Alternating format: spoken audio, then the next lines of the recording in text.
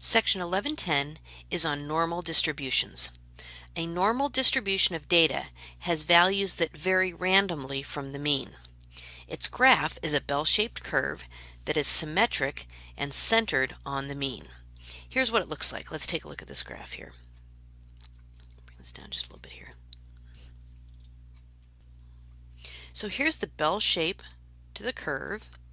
My mean is this value right here. Okay, and then one standard deviation to the left and one standard deviation to the right. Each of those contains 34% of the data values. So we can say that 34 plus 34, or 68% of the data values, fall within one standard deviation of the mean, so plus or minus one standard deviation. So then if we go out another standard deviation, we're going to be adding 13.5%.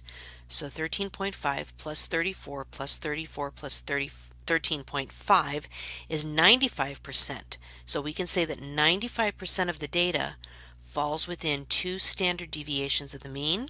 And then if we go out to three standard deviations, we're adding another 2.35% on each side. So we can say, totaling up all of those percentages, that 99.7% of the data fall within three standard deviations of the mean. And we want to keep those values in mind as we take a look at some of these problems here. So here's an example. This bar graph gives the weight of a population of female brown bears. The red curve shows how the weights are normally distributed about the mean, which is 115 kilograms. So right here at the top here is 115 kilograms, and that's the mean. Okay, and then each of these bars represents kind of a range of 10 kilograms. And on my y-axis here, I have the percentage of bears. Okay, so for example, if I were to look at this and say this value at the top right here is about 42, so about 42% of my bears weigh between 110 and 119 kilograms, and so on. So let's take a look at a couple questions here related to this. Approximately what percentage of female brown bears weigh less than 120 kilograms? So 120 kilograms would be right here, and so that's going to encompass this bar right here, this bar here, this bar, and then there's actually a tiny little bar over here. So this center bar goes up to about 42, so we're looking at, oh, excuse me for a minute. So we're looking at about 42% of the bears in this top bar here. This one goes up to, I would say, about 24. So 24 is represented by that bar. Oops, sorry about that. And then this little bar here goes up to 5, so we would add 5 to that. And then this little bar here on the end is 1. So adding all of those up, so 72% of the female brown bears in this survey weighed less than 120 kilograms. Second question says, the standard deviation in the weights of female brown bears is about 10 kilograms. Approximately what percent of female brown bears have weights that are within 1.5 standard deviations of the mean? Let me give myself a little more room to write here. So if my mean is 115, and they told me the standard deviation was 10, 1.5 standard deviations is going to be 10 times 1.5, which is 15. Okay, so I'm going to take my mean, which was 115, and I'm going to subtract 15 from that. So in other words, my mean minus 1.5 standard deviations gives me 100, and then my mean, and I'm going to add 15 to that, or my mean plus 1.5 standard deviations gives me 130. So what I'm really looking for is what percent of bears are between 100 and 130 kilograms. So let's go back to our chart and take a look at that. So I'm looking for what are my percentages between 100 and 130. So that would be, here's 100, so that would be this bar here. That would be this bar here up to 120 and this bar here up to 130. So I think we said this one was like 24. This one went up to 48% and this is another 24. So that would be 24 plus 42 plus another 24, or 88% of my bears weigh between 100 and 130 kilograms. Okay. Let's take a look at another example here. For an English class, the average score in a research project was 82, and the standard deviation of the normally distributed scores was 5. We need to sketch the normal curve showing the project scores and 3 standard deviations from the mean. Okay, so I'm going to need to draw a little bit here. I'm going to start with kind of my x-axis here, and I'm going to attempt to sketch a curve that looks something like that. That's not too bad. Okay, it doesn't actually touch the x-axis. My mean was 82, so that's this point right here. So that's 82. That's the high point in my curve.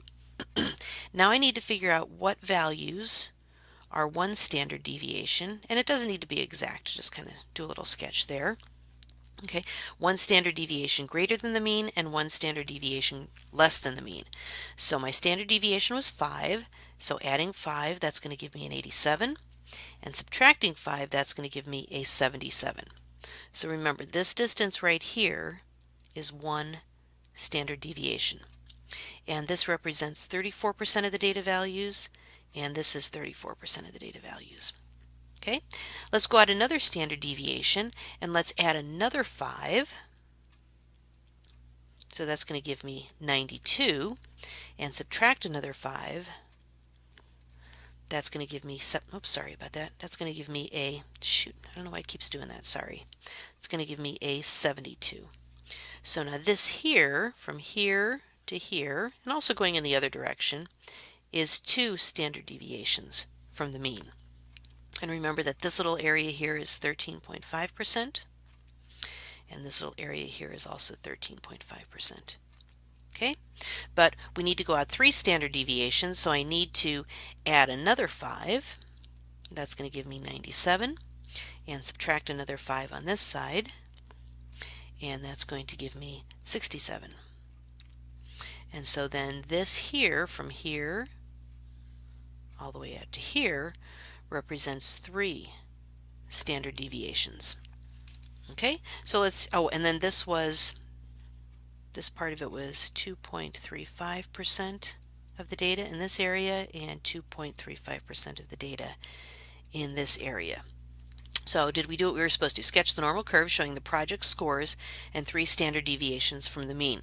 So what this is saying is that 99.7% of the scores are going to fall between 67 and 97 for the research project. Okay, let's take a look at our last example here. So using the normal curve from above, what percent of students scored between 72 and 82 points? So 72 would be down here and 82 would be here. Let's go back up and look at the full graph here. So between 72 and 77, 13.5% of the data is represented, and between 77 and 82, 34% of the data is represented.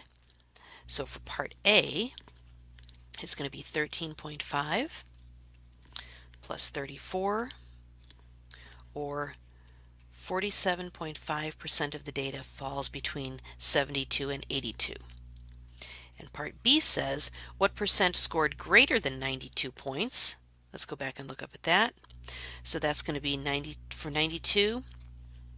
That's going to be all of this area here, and I haven't actually calculated how much is going on here, so I'm going to subtract all of this from 100.